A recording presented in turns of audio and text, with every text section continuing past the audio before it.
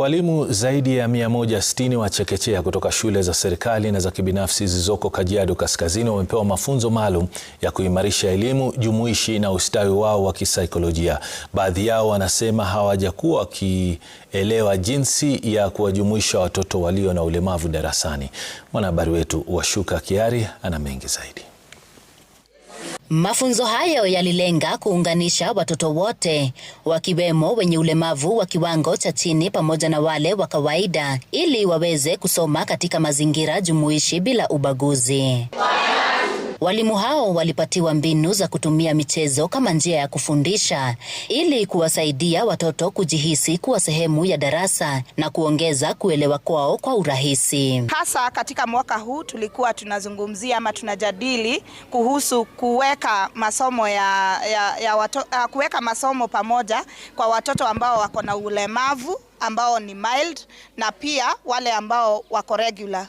Na walimu wamepata mafunzo ya vile wataweza kutumia mchezo ili waweze kufunza watoto hawa na waweze kujihisi kwamba wako katika masomo ambayo ni yetu ya curriculum based education. Aidha, mafunzo hayo yaligusia changamoto zinazowakumba walimu hasa katika shule za binafsi ambapo baadhi yao hulazimika kufanya majukumu yasiyo ya kitaaluma kama usafiri, upishi na malezi ya ziada, hali inayochangia msongo wa mawazo.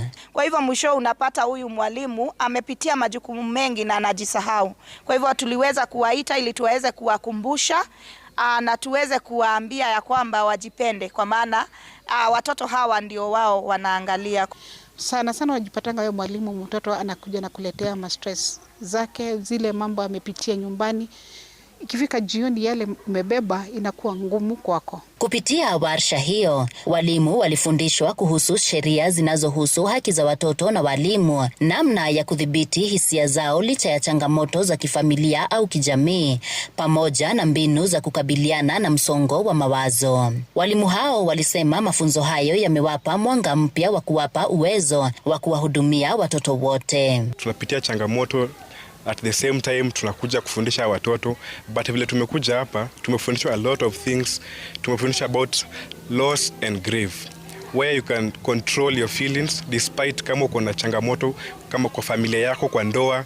Tumefundishwa how to handle your stress and how to handle those children. Na hasa tumefurahia sana kwa sababu tumesoma vitu mingi sana. Tumesoma kuhusu jinsi tutakavyo somesha watoto wenye wako na disabilities, sasa tutaweza kuwakumbatia vizuri kwa upendo. Kwa ujumla, mafunzo hayo yamelenga kuimarisha ubora wa elimu Kajiado Kaskazini kwa kuhakikisha kila mtoto anapata fursa sawa ya kujifunza katika mazingira salama na jumuishi. Washuka Kiari, runinga ya Citizen, Kajiado Kaskazini.